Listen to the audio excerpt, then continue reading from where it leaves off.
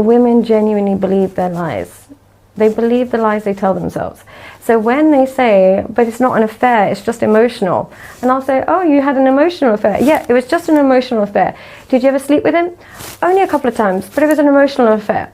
They use that word emotional affair. If I could give one piece of advice to men, if you've ever heard the word emotional affair, she's been having plenty of sex.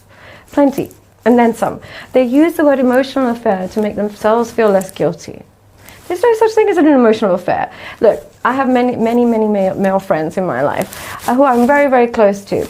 Now, if we're going to use the term emotional affair, that could be seen as an emotional affair because I talk to them every day, I love them, I care about them, they care about me, we call each other, whatever it is. The key reason it's not an affair is because there's no sexual interest on both of them. If you're saying emotional affair, what makes it an affair? It would just be a friendship, no? The fact that they're saying emotional affair is their way of diluting the truth. There was physical relationships, and here's the bigger problem. Men believe it. The bigger problem is, oh no, she had an emotional affair. I think she started talking to the guy, but nothing happened. You're a man, right? You're a man. Ask yourself this.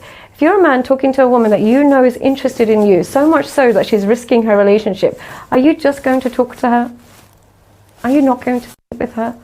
So you're just believing your woman's version of events, but try and think of it from the perspective of the man that she's talking to. There's a woman who's married or has a relationship, and she's risking it all and sending you pictures or sending you messages and calling you late at night. Wouldn't you think, whoa, she's risking it all, let me try my luck? How does it stay at emotional affair in your mind? Now, maybe there's times there are emotional affairs because, you know, they live in a different country or this and that happens, but there seems to be a get out of jail card with the word emotional affair because men seem to think if it's just an emotional affair, it's okay. But it's usually they're telling themselves this lie. It's not true.